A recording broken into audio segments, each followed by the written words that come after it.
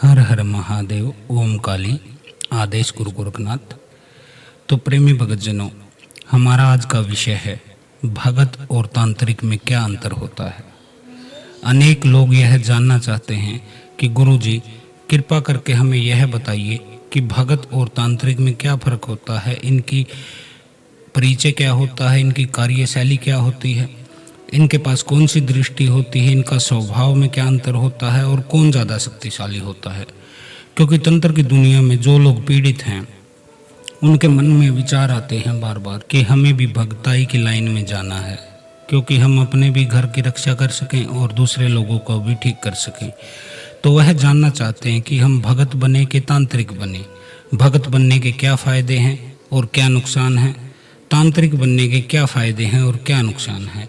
दोनों के बारे में आज मैं इस वीडियो में आपको गहराई से बताने वाला हूं कि ये आखिर होते क्या हैं, भगत क्या होते हैं और तांत्रिक क्या होते हैं, इनमें क्या भेद होते हैं, इनकी अक्षमता क्या होती है और ये किस प्रकार की शक्तियों से चलते हैं, इनकी क्या कार्य प्रणाली होती है।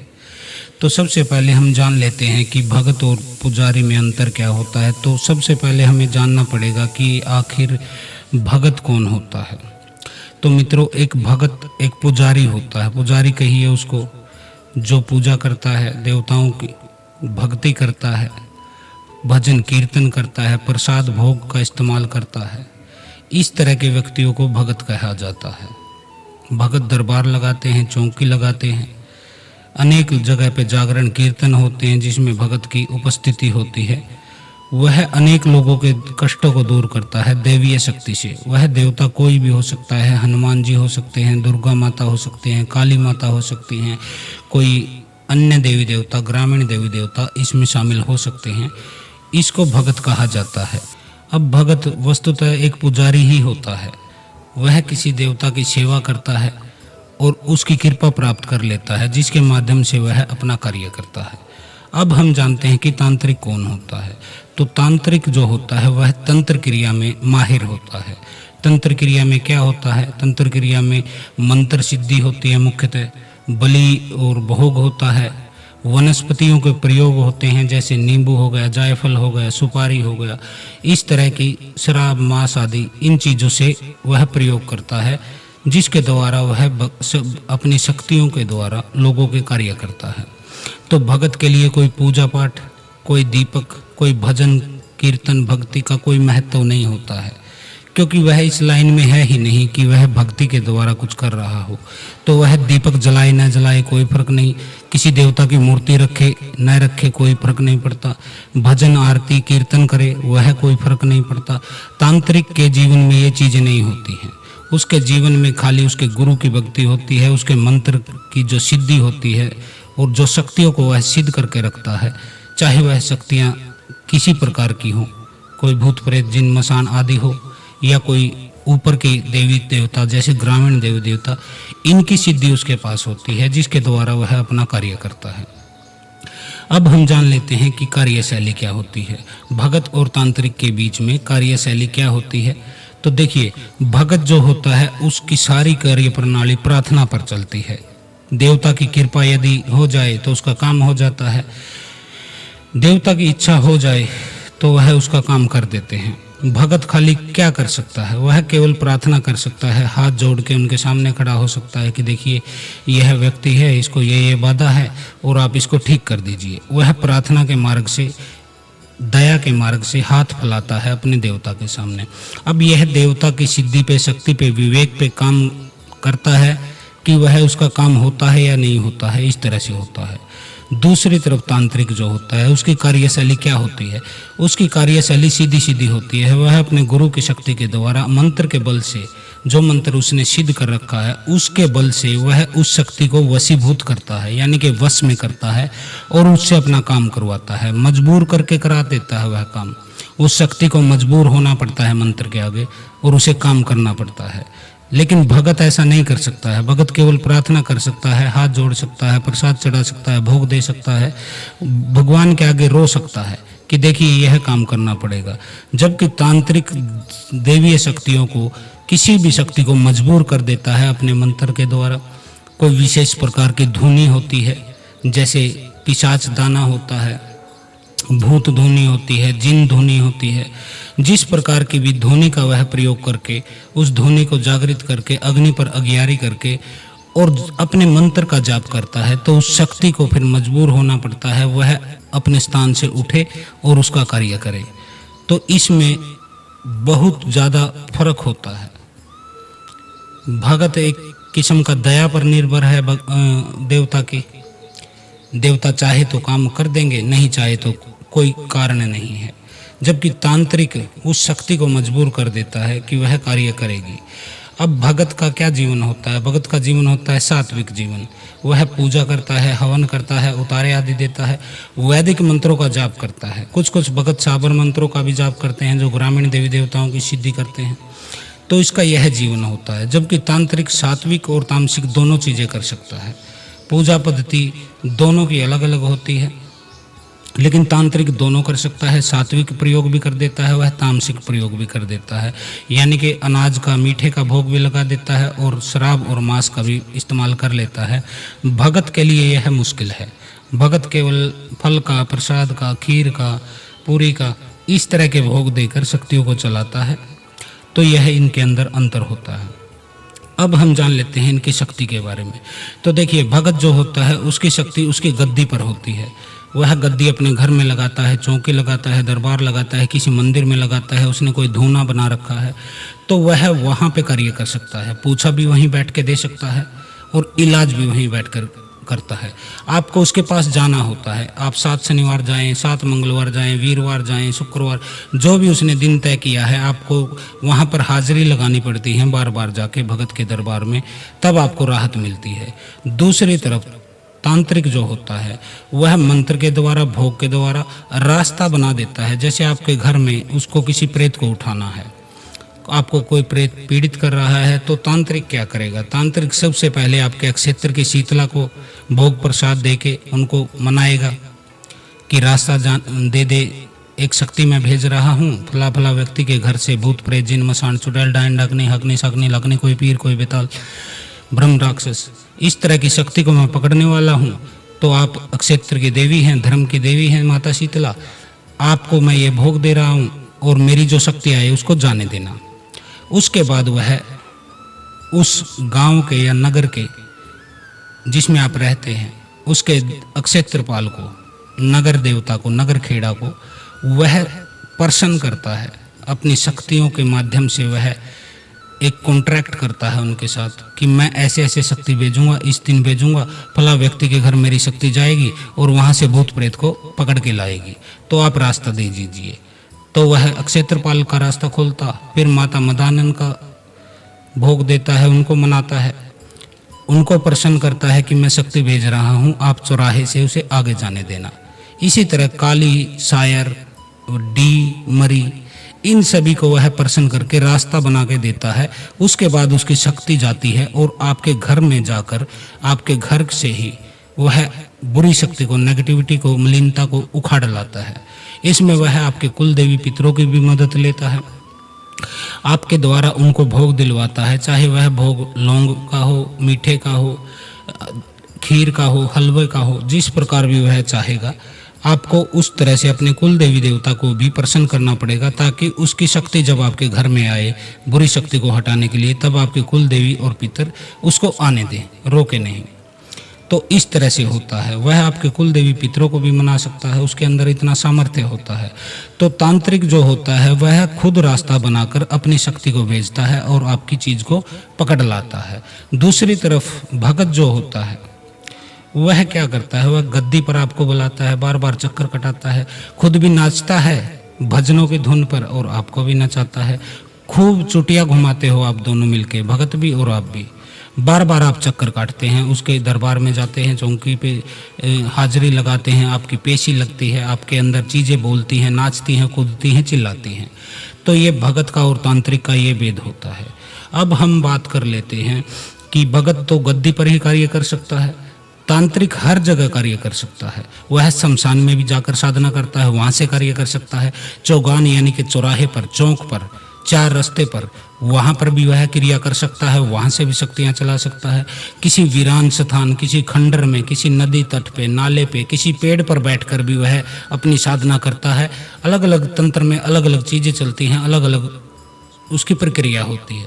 तो पेड़ पर जैसे बबूल का पेड़ है, पीपल का पेड़ है, बरगद का पेड़ है, कनेर का पेड़ है, इस तरह के पेड़ों के पास बैठकर वह साधना करके वहाँ से शक्ति चला सकता है। तांत्रिक के अंदर इतना सामर्थ्य होता है। अब आप जानना चाहेंगे कि दृष्टि, क्योंकि अनेक बच्चों के मेरे पास मैसेज आते हैं, भक्तों के, वो पूछते हैं कि गुरुजी ये दृष्टियाँ क्या होती हैं, जिससे लोगों के बारे में जाना जाता है, पूछा देखी जाती है, उनके बारे में जान लिया जाता है, उनके भूतकाल में क्या हुआ था, वर्तमान में क्या चल रहा है, इस तरह की चीज़ें। तो बेटा सबसे पहले मैं आपको बता देता हूँ, भक्ति की लाइन में देखिए दृष्टि 3 प्रकार की होती हैं। प्रथम दृष्टि होती है प्रेत दृष्टि। प्रेत दृष्टि का क्या मतलब है? कोई प्रेत, भगत किसी प्रेत को सिद्ध करके रखा है या फिर उसके पितर हैं घर के, ऐसे पूछा देना, उनसे पूछकर पूछा देना, चाहे वह उसके कान में बताएं, चाहे वह उसके भीतर से कोई आवाज़ के रूप में बोले, सवारी के रूप में बोले, तो इसको प्रेत दृष्टि बोला जाता है। इसके बाद आती है देव दृष्टि। देव दृष्टि क्या होती है? किसी देवी देवता की सिद्धि कर लेता है, जैसे माता काली की है, भैरव बाबा की है, हनुमान जी की है, श्याम जी की है, इस तरह की देवताओं की जो सवारी आती हैं, या फिर वह उन्हें कान में बताती हैं, उनके भीतर से स्वयं आकर बोलती हैं, इसको बोला जाता है देव दृष्टि। और तीसरी होती है दिव्य दृष्टि।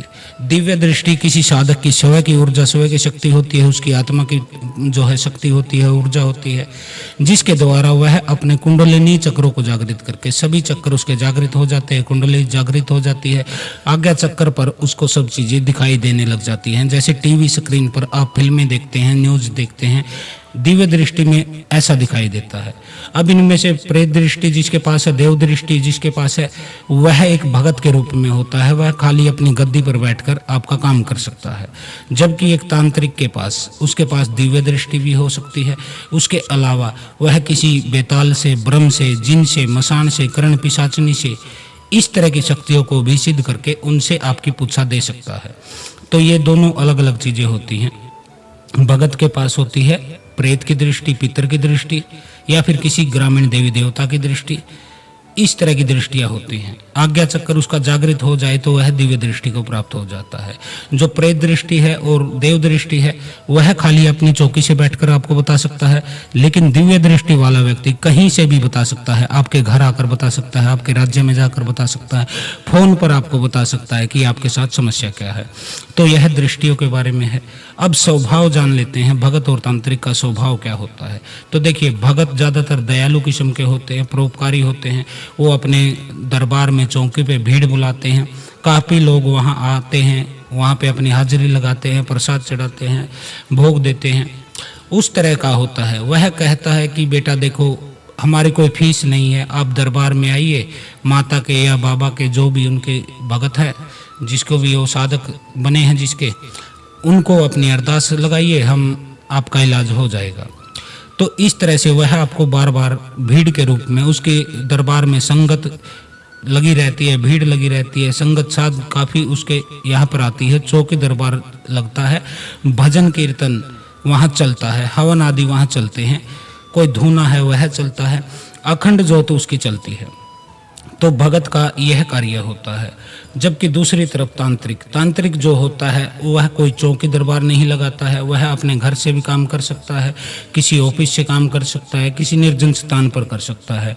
वह कभी भी भीड़ को नहीं इकट्ठा करता है। वह ऐसा नहीं है कि सबको बोल दे कि आ जाओ बेटा, यहाँ पे बैठो, चौकी लगाओ, दरबार लगाओ, हाजिरी लगाओ और इलाज करूँगा। नहीं, भगत बहुत ज़्यादा लोगों को बुलाता है, जबकि तांत्रिक है वह बहुत कम लोगों से मिलता है। वह केवल उतने लोगों से मिलता है जिनका वह उसे काम करने होते हैं। तांत्रिक कभी चुटिया नहीं घुमाता है, न ही नाचता है, न ही उसके अंदर कोई सवारी आती है। उसे ज़रूरत ही नहीं होती है सवारी की, वह बाहर की बाहर काम करता है। जैसे यूज एंड थ्रो, किसी शक्ति को बुलाया, काम कराया और उसको छुट्टी कर दी, अब जाओ तुम्हारा काम हो गया, ये अपना सर्विस का चार्ज पकड़ो, भोग पकड़ो, जो भी कुछ उसने तय किया था उसको बाहर के बाहर वह निपटा देता है।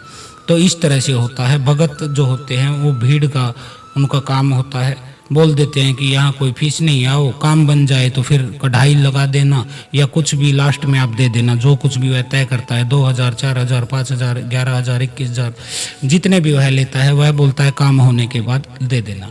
90% मामलों में जो होता है कि लोग वहाँ चक्कर काटते हैं लेकिन उनका काम बन नहीं पाता है। क्यों नहीं बन पाता है वह मैं बता देता हूँ। वह जिन देवी देवताओं की सिद्धि करता है, जिनसे वह इलाज करवाता है, वो खाली मार पिटाई करते हैं भूत प्रेत के साथ और उसे मार पीट कर भगा देते हैं।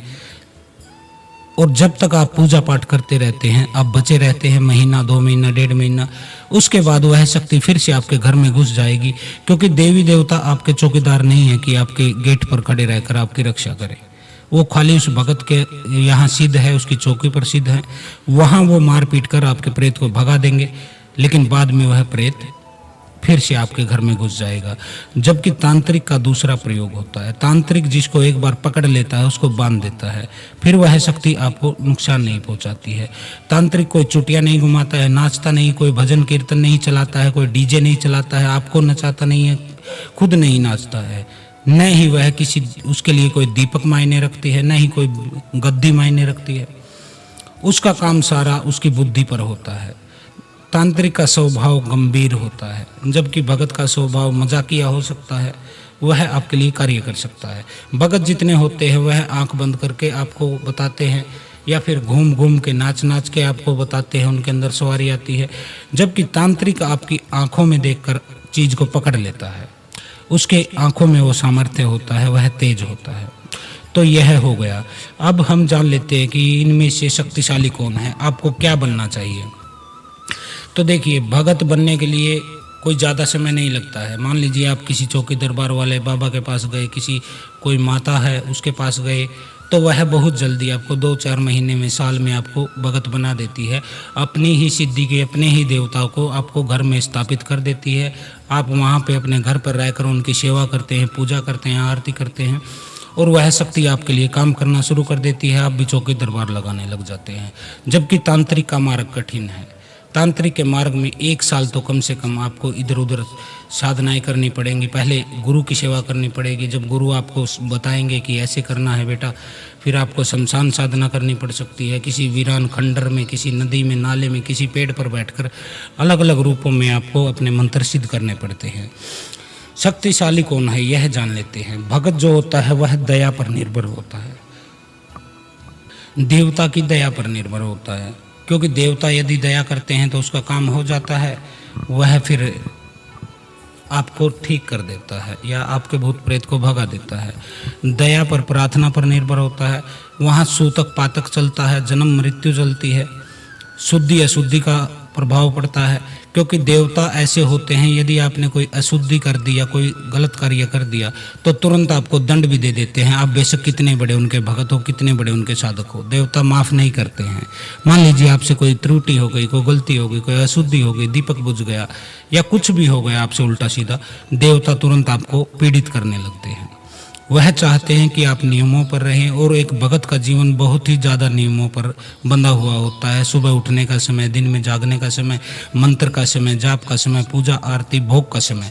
यदि आप भोग को भी टाइम उका देते हैं, भोग नहीं दे पाते किसी दिन, तब भी देवता रुष्ट हो जाते हैं। दूसरी तरफ तांत्रिक क्या होता है, तांत्रिक का ऐसा कोई चक्कर नहीं होता है। वह खाली शक्ति से उतना संबंध रखता है जितना उसे काम है।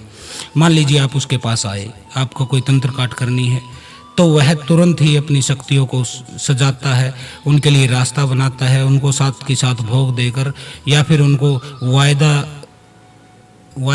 होती है, जो वायदा कर देता है भाई ये काम होने के बाद ये भोग दे दूंगा, बलि दूंगा, शराब दूंगा, हलवा पूरी प्रसाद, जैसा भी वह भोग देता है तो वह करता है और वह काम होने के बाद कर देता है। तांत्रिक जो होता है आपसे एक निश्चित फीस लेता है, पहले ही बोल देता है कि 10,000, 15,000, 20,000, 50,000 इतने लगेंगे, आपका काम हो जाएगा। ठीक है। तांत्रिक जो होता है वह अपनी बुद्धि के बल पे, अपने मंत्र की सिद्धि के बल पे, अपने विवेक से, सामर्थ्य से वह कार्य कर देता है। तांत्रिक के अंदर इतना सामर्थ्य होता है कि वह बुरे से अच्छा कर देता है। बुरे से अच्छे का क्या मतलब होता है, जैसे कोई बुरा प्रेत है, कोई मसान है, कोई जिन है, कोई खबीज है, इस तरह की शक्तियों को पकड़कर वह इनसे भी अच्छे काम करा लेता है। और अच्छे काम क्या होते हैं? मान लीजिए आपके घर में कोई मैली शक्ति है, कोई मसानी शक्ति है, कोई मलिनता की शक्ति है, कोई गंदी शक्ति है, सेक्स की ऊर्जा है, वह इनको भी हटा सकता है। किससे हटा सकता है? जो उसके पास मसान है, जिंद है, इनको भेजकर हटा सकता है। दूसरी स्थितियों में भगत होता है बेचारा, वह देवता की कृपा पर निर्भर होता है। देवता के लिए शुद्धि अशुद्धि, अच्छा बुरा हर चीज चलती है वहाँ पे, क्योंकि देवता अच्छा बुरा काम देखकर ही आपका साथ देते हैं। यदि आप किसी बुरी जगह उन्हें भेजेंगे, किसी मलिन जगह भेजेंगे, किसी मैली शक्ति को पकड़ने के लिए बोलेंगे, तो देवता कभी उसको हाथ नहीं लगाएंगे, बेशक आप कितना ही नाक रगड़ लेना। लेकिन तांत्रिक के पास भूत प्रेत जिन मसान होते हैं, वह उन शक्तियों के द्वारा बुरी सी बुरी शक्ति को भी साफ कर देता है। इसलिए मैं कहता हूं कि बुरे से भी अच्छा काम करा लेता है और अच्छे से बुरा काम भी करा लेता है। जैसे देवीय शक्तियां हैं, कई हैं, जैसे माता मसानी हो गई, वीर हो गए, इनसे वह किसी का बुरा भी करा सकता है, क्योंकि उसको तरीका पता है कि इस देवता को किस मंत्र से मजबूर करके मैं कार्य ले सकता हूँ। वह मजबूर कर देता है देवता को। तांत्रिक जो होता है वह पक्का इलाज करता है। भगत जो होता है वह आने जाने पर निर्भर करता है। आपको लगातार उसकी चौकी पर चक्कर काटने पड़ेंगे, माथा रगड़ना पड़ेगा, वहाँ पे बार बार जाना पड़ेगा, भंडारा भी करना पड़ सकता है आपको।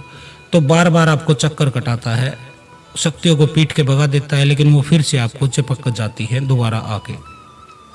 तो इस तरह से होता है। तांत्रिक आपका पक्का इलाज करता है, हर प्रकार की वह शक्ति को हटा सकता है, चाहे शक्ति मलिन है, चाहे मैली है, आसो मैत्रानी की है, माता मेलड़ी की है, मसानी की है, किसी भी प्रकार की शक्ति को वह हटा सकता है। यह होता है तांत्रिक का जीवन। भगत खाली उसको भगा देता है, तांत्रिक उसको पकड़ के बांध लेता है, क्योंकि भगत के पास बांधने की स्थिति नहीं होती है। उसके पास कोई देवता है, वीर है, वह भूत प्रेत को अपने घर थोड़ा ना रखेगा, वह उसको मार पीट के भगा देता है। जबकि तांत्रिक के पास ऐसी ऐसी शक्तियां होती हैं, जैसे घाट की घटवारन देवी हो गई, ब्रह्म बाबा हो गए जो पीपल पर बांध लेते हैं प्रेत को, माता मसानी हो गई जो प्रेत को पकड़कर चौराहे पर बैठ जाती हैं, मसान होते हैं जो नदी के तट पर उस भूत प्रेत को बांध कर बैठ जाते हैं, या फिर कोई मसान है जो सिद्ध बाबा थे वो अपने धूने पर बांध लेते हैं। तो इस तरह से ये अंतर होता है भगत और तांत्रिक के भीतर। भगत भगा सकता है, तांत्रिक बांध सकता है।